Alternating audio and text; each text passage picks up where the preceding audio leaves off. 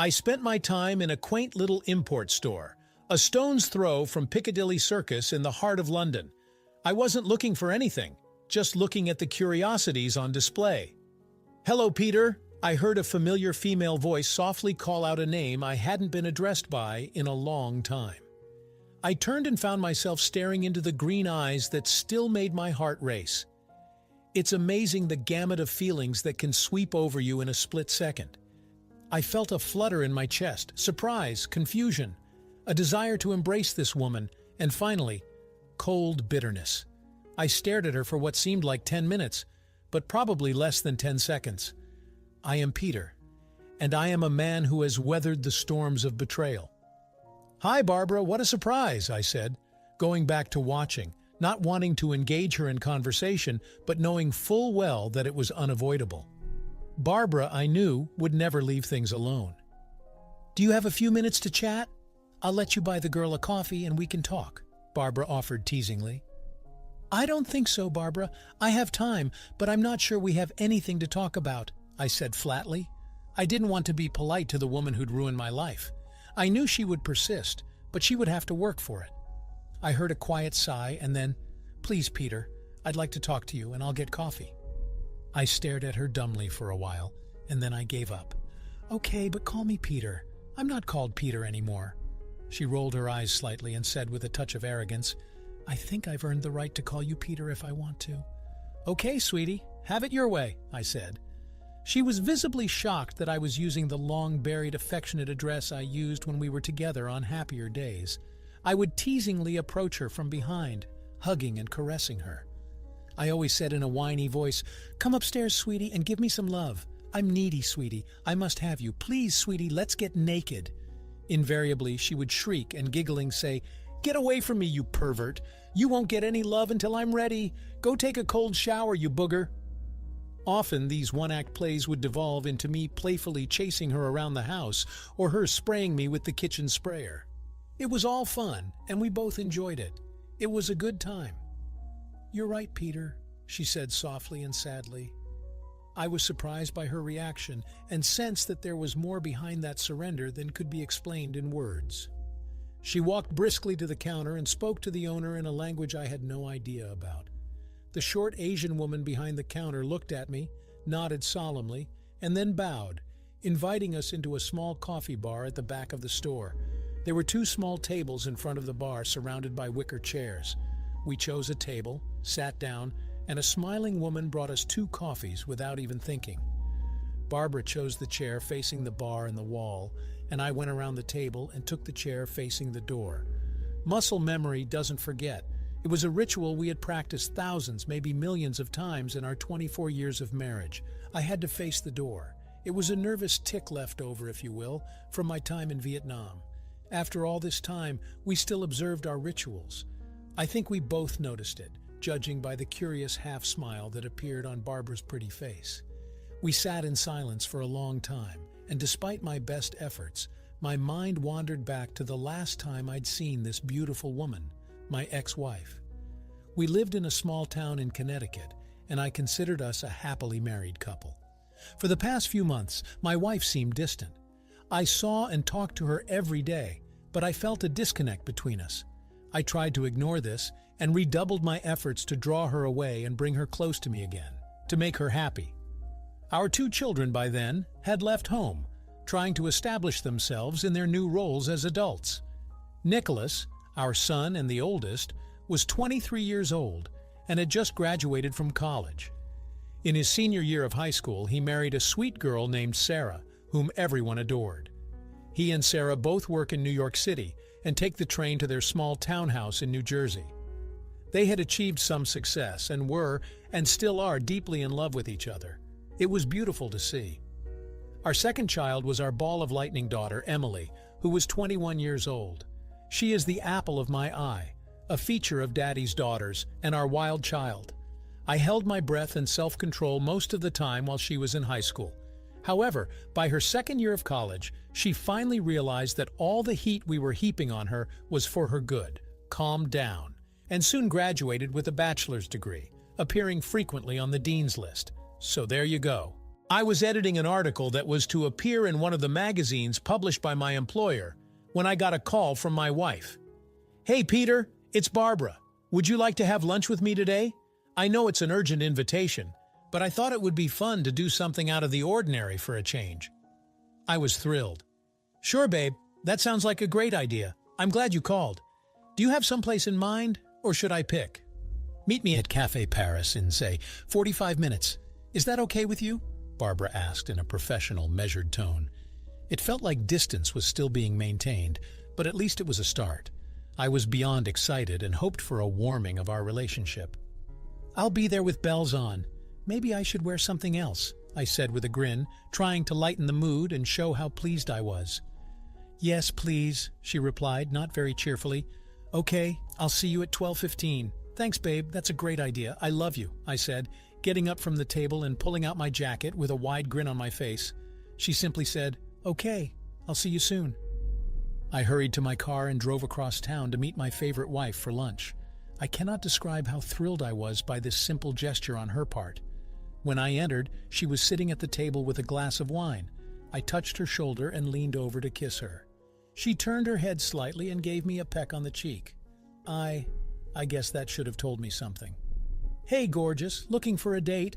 I said, smiling stupidly. She smirked slightly. "Let's order so we have more time to talk afterward."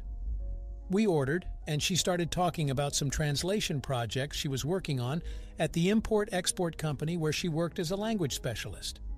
I ate and listened to her, but I started to feel a little uncomfortable. She hardly touched her food. After the dishes were put away, she paid the bill with her business credit card, saying that everything was fine and that her boss knew she was treating me to lunch. She looked down for quite a while and was silent. I was about to ask what was wrong when she, looking me straight in the eye, said, "Peter, you can't just say that. Peter, I've been having an affair for about 8 months. I love him, and I want a divorce." I was stunned, shocked, and destroyed in one fell swoop. I stared at her in silence, unable to speak. My world split in half in an instant. Never in my life, not even after what I had seen in the war, had I been so shocked. I was broken at the core. I couldn't think. I couldn't speak. Everything was lost. I was lost. She went on to tell me that he was extremely wealthy, a billionaire in fact, and that he would be picking up all the costs of the divorce. Since he is so rich, they would not claim anything in the divorce. I could keep everything. I seem to remember her saying something about my little assets staying intact. At the word possessions, she made a disgusted gesture with quotes in the air. I knew she was talking, but I couldn't hear anything. It was as if I was in a tunnel where I could see my wife's lips moving, but I couldn't hear a sound. All the words were like bells ringing for my death. Then she continued, "This is what I want, Peter, and it's in our mutual interest if you don't resist. Fighting it will only prolong the agony, but the result will be the same. I'm leaving for Europe with him tonight, and I won't be back." She did say, "Won't be back anytime soon, at least not until the divorce is final. Please let it happen without interference. You have always had a vested interest in my happiness, and this is something that will make me very happy. I'll call the children when I'm settled in Paris. I'm not sure how they will take it, but you needn't worry about that." With those words, she got up and walked out of my life, and I was still sitting there, not believing what had happened. The kids, as it turned out, didn't take to it very well. They were just as stunned and hurt as I was. She never called them, and I had to break the news to them myself. I was effectively accused of killing her and disposing of her body. The months following my wife's passing were horrible. My children and I fought fiercely, digging into our hearts about what we had done to make it happen and exchanging accusations. I was able to get the name and some information about Barbara's beau from her office unofficially. I then started searching the internet for any pictures or articles about him.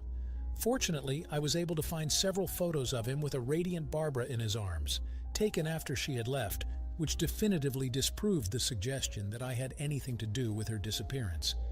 Interestingly, she was not mentioned in any of the photos, even though several people were listed in the captions.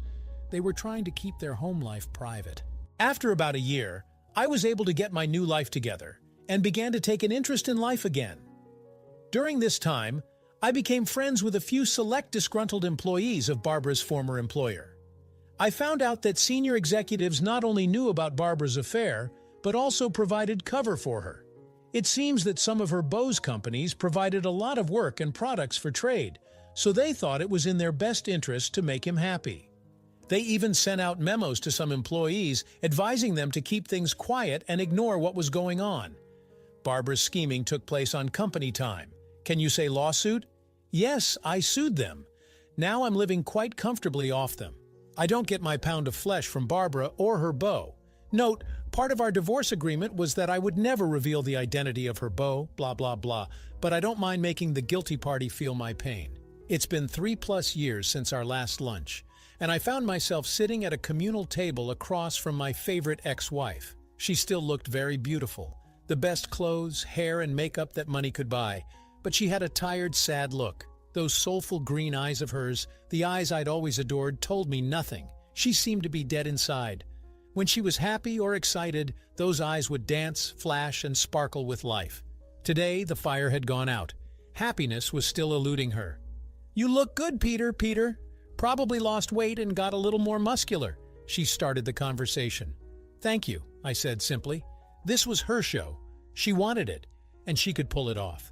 "I can't believe we ran into each other in London. What are the odds?" she continued. "Yeah, it's pretty hard to believe," I parried. "I've been doing a lot of translating in my new position, and I've even learned a couple of new languages." She continued to fish around for an opportune moment. "I've always been impressed by that about you. You're a very talented and beautiful woman." I finally opened up. She suddenly lowered her eyes and wept. "Thank you," she whispered. "I haven't been getting any recognition lately. I'm not sure anyone even knows I'm alive. I thought your husband was going to put you on display." "He never married me. I'm just an adult toy that can speak multiple languages. If he wants to make a good impression on someone, he takes me out to show them a good time and talk to them in their language. A 40-year-old American woman who can speak more than English can show people around almost anywhere and is willing to get late is, I think, rare. I've become a valuable whore," she said sadly. "What? Why don't you leave?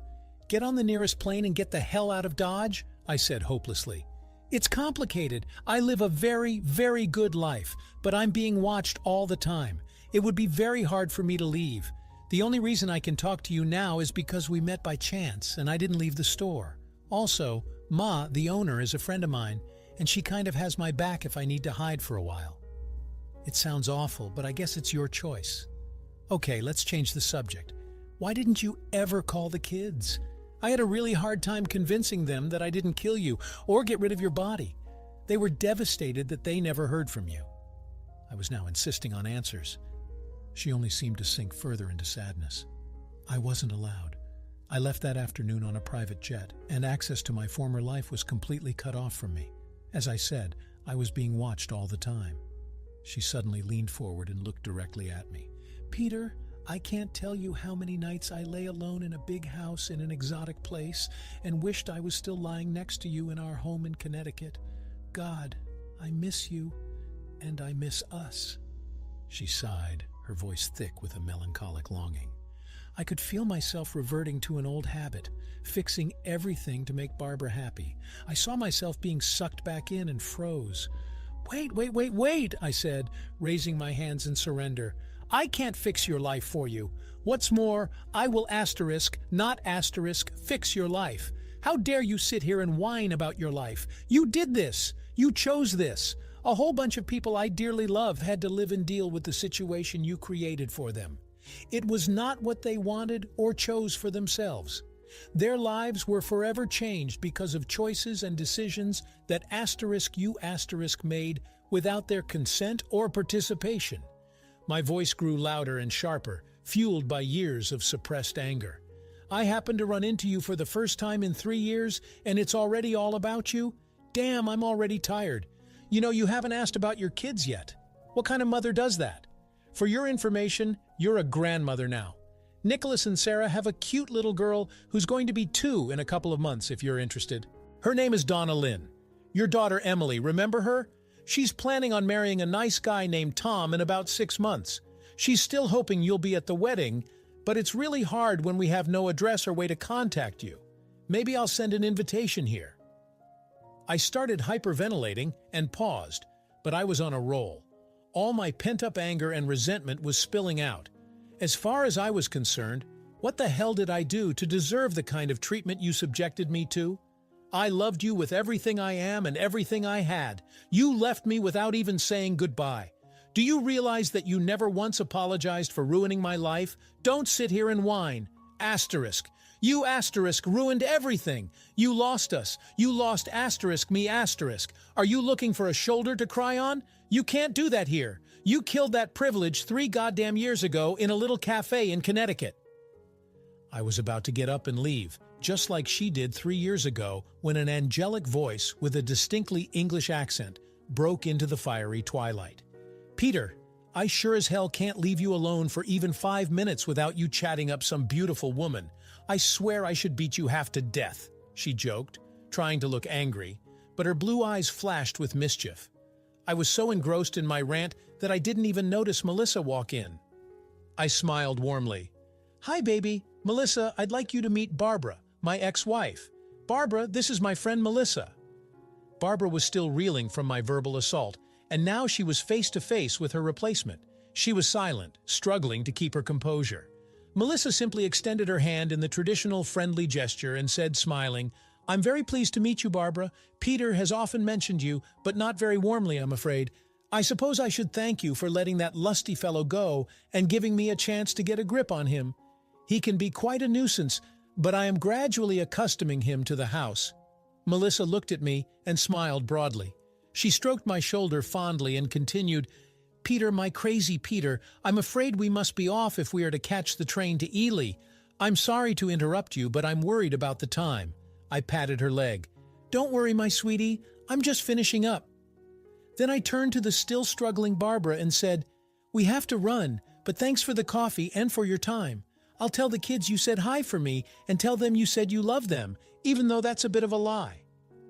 I shook her hand and then said, "I hope, Barbara, that you find your happiness someday, but I'm afraid you're looking in the wrong place. Thank you also for 23 good years. They were mostly happy years for me, and I thank you for that. Goodbye, Barbara." Barbara continued to sit with the same shocked look as I had 3 long years ago. Melissa and I stepped out into the bustling life of London to meet the appointed train. She never asked about the reunion, but I think she heard enough to know that it was not a joyous reunion. For the first time in a long time, I felt free. Yes, I felt free, and even a little happy. Let's conclude the story shortly. As Melissa and I stepped out into the bustling life of London, the weight of the encounter pressed heavily on me. Barbara, still frozen in that cafe, mirrored the shattered man I had been 3 years ago. Melissa, bless her soul, never pried, but the air thrummed with unspoken questions. Her presence, her warmth, was a lifeline pulling me back to the present. On the train to Ely, the rhythmic clatter of the wheels against the tracks became a soothing mantra. The English countryside, a tapestry of rolling green hills and quaint villages, unfolded before us. Its serenity began to seep into my soul, slowly replacing the turmoil within. That night, nestled in Melissa's arms, a strange peace settled over me. It wasn't the euphoric bliss of new love, but a deeper, more profound sense of closure. The ghost of Barbara, the specter of my shattered past, finally began to fade. I realized then that forgiveness, true forgiveness, wasn't about absolving her, but about releasing myself from the shackles of bitterness and resentment. It was about reclaiming my happiness and my future. And as the dawn broke over Ely, painting the sky in hues of rose and gold, I felt a new lightness in my heart. The past, though forever etched in my memory, no longer held me captive. I was free to embrace the present, cherish the love of a good woman, and look forward to a future filled with hope and possibility. After experiencing the full journey of our story, we'd love to hear your thoughts. How did the story resonate with you? Don't forget to like, subscribe, and stay blessed. Thank you for watching, and see you in the next story.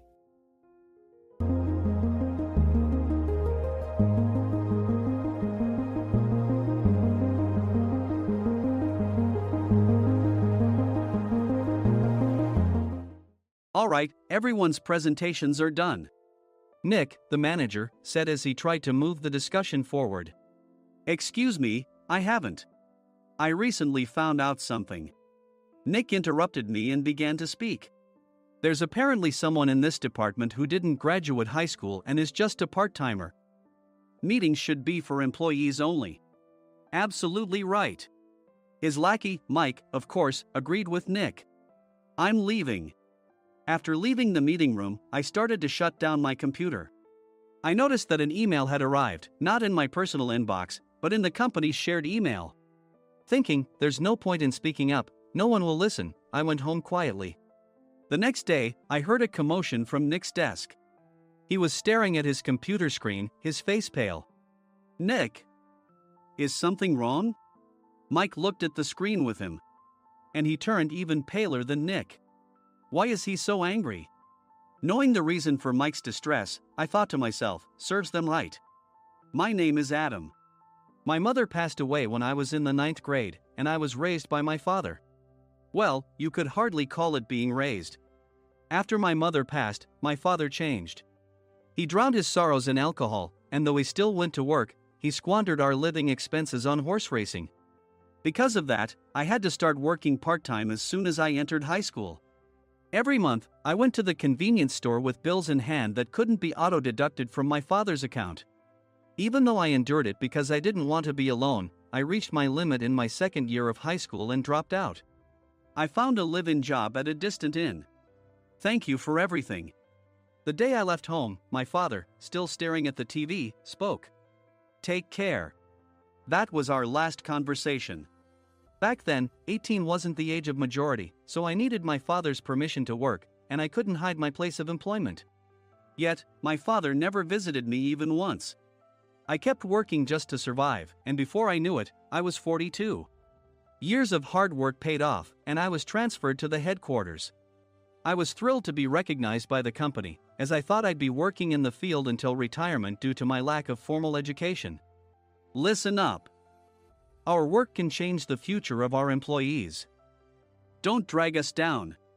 On my first day after the transfer, Nick, dressed in an expensive suit, spoke sternly. There was a reason for this. Our inn was located in a prominent tourist destination, known so well that everyone in the state could sing its commercial jingle. At its peak, we had 5 locations within the state. But that was long ago.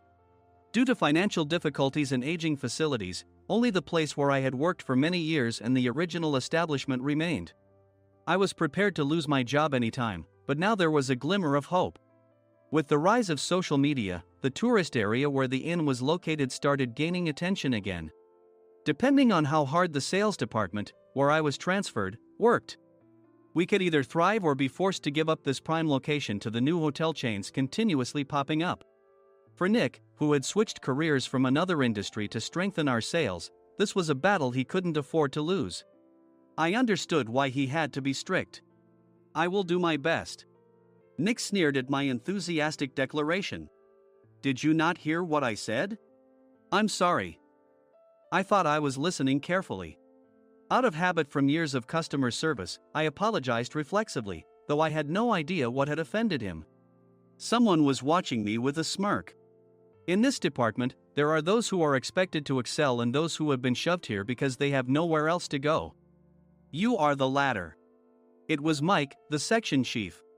He's 7 years younger, at 35. But he was called to headquarters much earlier than I was and had been moving around within the headquarters ever since. I'm not jealous, but I can't accept that he's my boss. Graduating from a prestigious university, he has an unusually high pride and caused many problems as a newbie, making things very difficult for me when I was the front desk leader. When I found out Mike was transferred to the sales department a month before me, I was disheartened. Mike is right. With just a middle school diploma, there's not much you can do. Don't even think about achieving results. As if I didn't exist, Nick remarked, I'm thirsty. Mike eagerly ran to the coffee maker. It seems Mike is Nick's lackey. I regretted being happy about my transfer to headquarters, wishing I had stayed on site forever. Send a direct mail to every company on this list by the end of the day. Nick only assigned me tasks that even a new graduate could handle. What? There are over 1,000 companies. You want me to send to all of them by today? Yes, if you and your fellow misfits split the work, even those with nowhere else to go should finish by today. I glanced at the employees typing away expressionlessly. They were worn out from customer service, only thinking about leaving on time, or were women reassigned after having children. With zero motivation for work. Even Sam, a new graduate from the same university as Mike, who was supposed to be among the expected achievers, had no enthusiasm for the job. Having joined the company wanting to do customer service. I don't care what they say, I plan to quit anytime, he said. Only Nick and Mike were highly motivated, making all the decisions between the two of them. I originally only wanted to work at the inn to survive and had no particular attachment to this job. I swallowed my words, thinking I had no right to reprimand them. About a month after the transfer, Nick told us with a frustrated look. To commemorate the 50th anniversary, we've decided to create a plan exclusive for one group per day.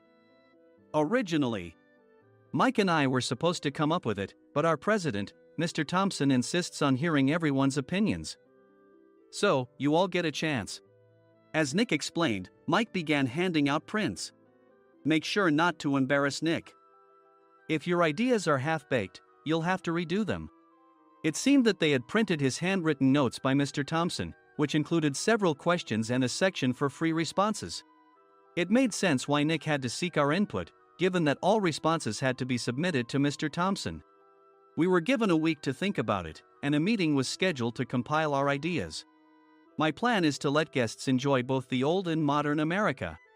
Nick began the presentations. Guests would watch a master confectioner at a nearby traditional sweet shop make sweets in front of them. The welcome drink would be premium tea in a bottle. Nick's plan was certainly attractive. After his presentation, Nick called on us to present in the order we were seated. Just as I stood up for my turn.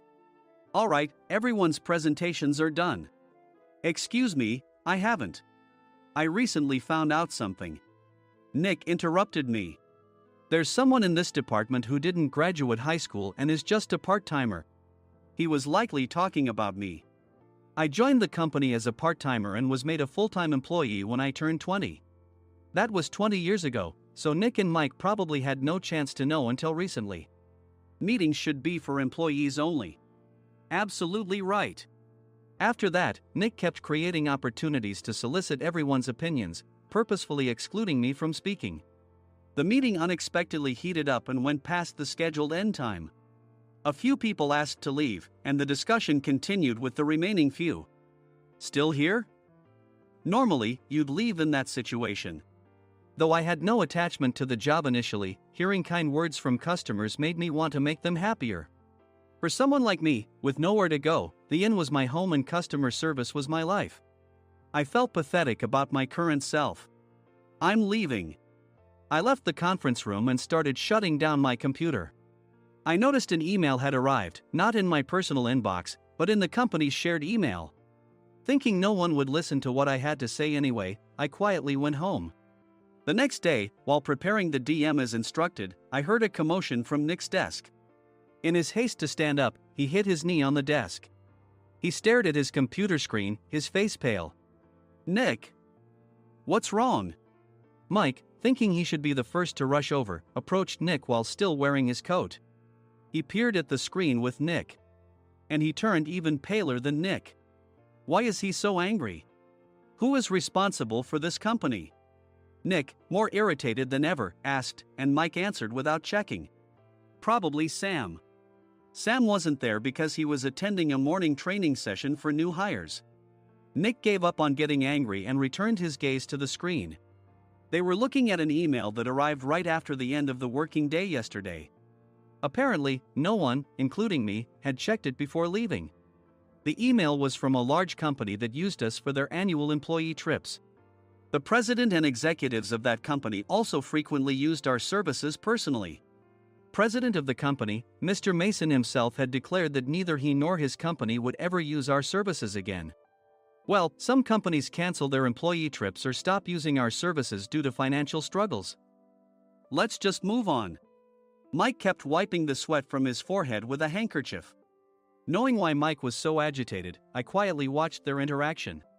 Do you know how much revenue we get from that company? We can find other guests to fill the rooms, but we'll lose the banquet costs, gift shop revenue, rental car fees, and more. Moreover, the gifts were supposed to be prepared by the traditional confectionery shop involved in Nick's proposed plan. If it's known that we incurred such a huge loss at this critical time, Nick's position in the company would be jeopardized. Nick took a deep breath, seemingly trying to calm himself. All right, Mike. Go to New York right now and apologize to Mr. Mason. What? You're coming with me, right? I have urgent work to do. I trust you, which is why I'm entrusting this to you. Please. Mike, believing Nick's sincerity, agreed with a determined look on his face, saying, yes. That's Nick for you.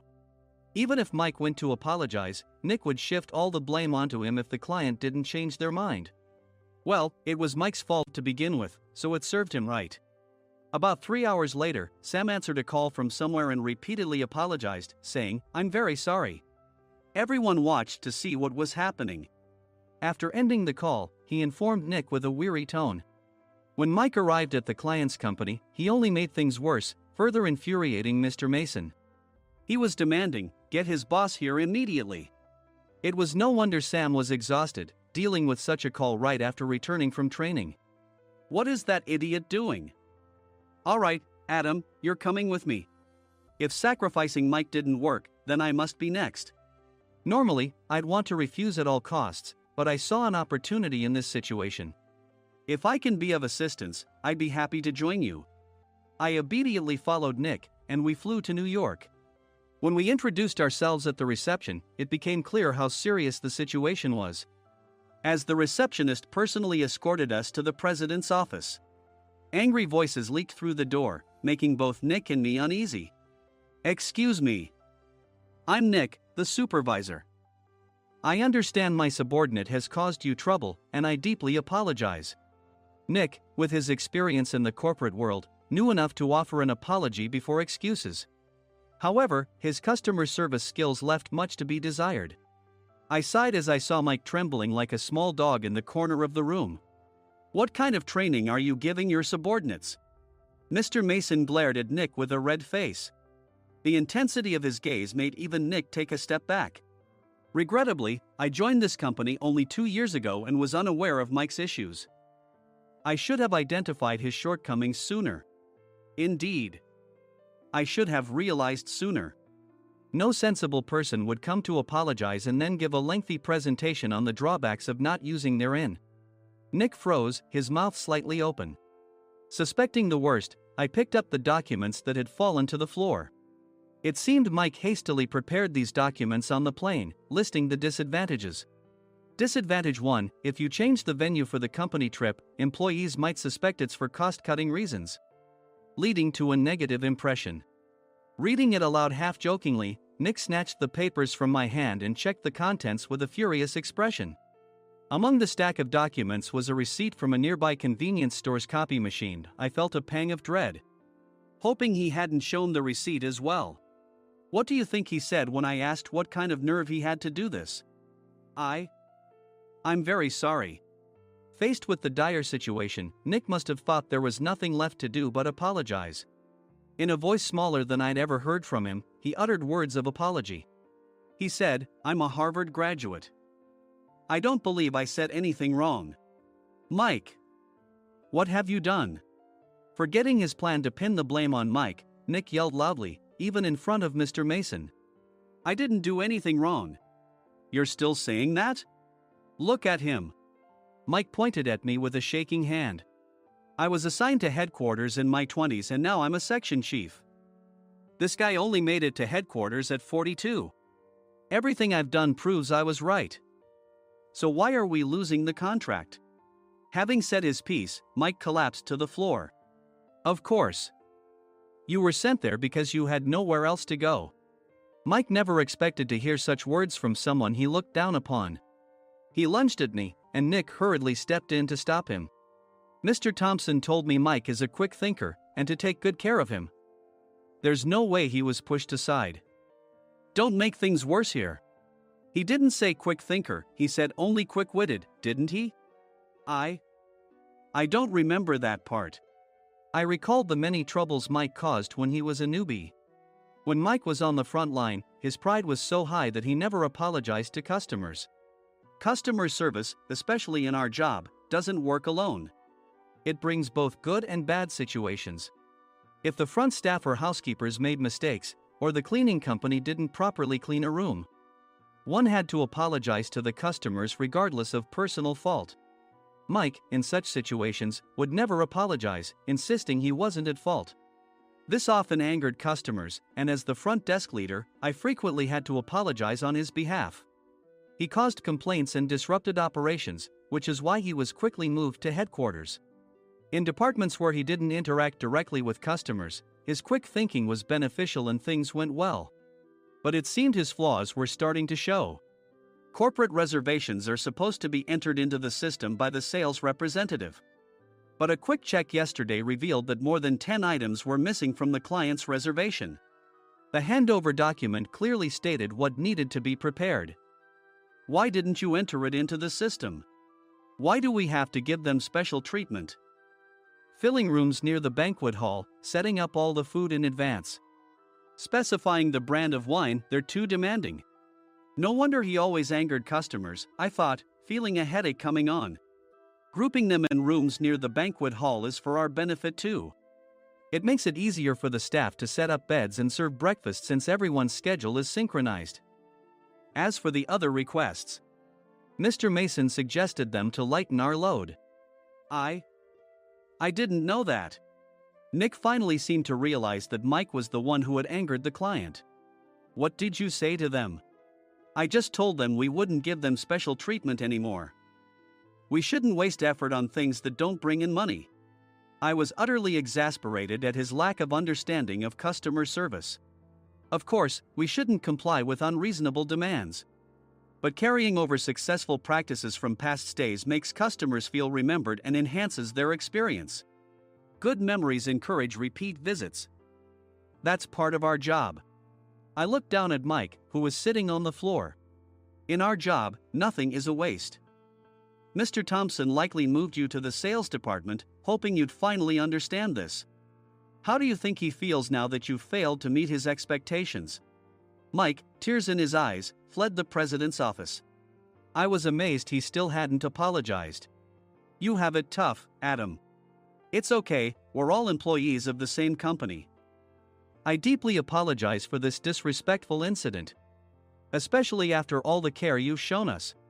If it weren't for you, Adam, I really would have stopped staying here.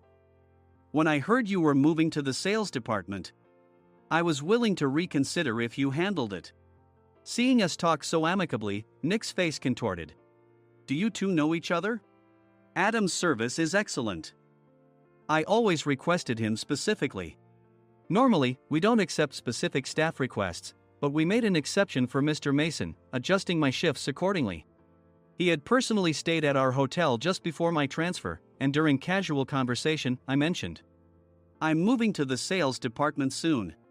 If I hadn't told him then, things could have been much worse. Please continue to take care of us. I look forward to it. On the return flight, Nick awkwardly offered me a can of beer. It's still working hours. Of course, I had no intention of forgiving him for a single beer. Nick might try to pin everything on Mike and avoid any consequences. While pondering this, a startling fact came to light. Nick, the tea bottles for the plan have arrived. I handed Nick a bottle labeled with our inn's name. They look good. What are you talking about? These are plastic bottles. I had assumed we would use the trendy, high-end bottling tea. But what arrived were ordinary plastic bottles of tea with customized labels. The only unique aspect was the label, which had the inn's name, making it look customized. Upon further investigation, I discovered that a substantial amount of money was set to be paid to the tea company. It was priced like bottling tea. Does this plastic bottle really cost $100 each? The tea inside is specially blended for us. The extra cost is for that. Wouldn't it be better to use another tea company? Or is there a specific reason we must use this one? As Nick continued to make excuses, I showed him a printed email. I informed the tea company's president, Mr. Mitchell, that we discovered irregular payments and he confessed. He said you two were high school classmates and planned to split the extra money. That idiot. Why did he confess? That's not important. You should worry about yourself, this could turn into a police matter. Opening the bottle cap, I suggested. How about calming down with this tea? It supposedly has a relaxing effect. Nick drank the tea frantically. In the following days, decisions were made about their fates. Mike was reassigned to the General Affairs Department, with no chance of transfer or promotion, as per Mr. Thompson's orders. As for Nick, since the payment to the tea company hadn't yet been made, he narrowly avoided legal trouble. Instead, he was encouraged to leave the company, and to avoid further complications, Nick submitted his resignation. Rumor has it that connections between HR departments have made it difficult for him to find new employment. Even though it was good to have those two gone, something unexpected happened in the sales department. Everyone became motivated and united in refining the 50th anniversary plan. In the end, my plan was adopted. We collaborated with the Tourist Information Center to provide personalized guides. The plan, tailored to the number of guests, was truly special for the 50th anniversary. Hey, is Adam's family coming to stay? I immediately booked that special plan for my family. Sam noticed it on the reservation list and quickly picked up on it. Yes, I'm inviting my father. That's great. I might invite my parents too. I lacked the courage to face my father just as Adam. But here, with the confidence Mr. Mason praised, I felt ready. The 50th anniversary plan was a perfect opportunity to reconnect with my father. I hoped to bring back the days when we could laugh together as we once did.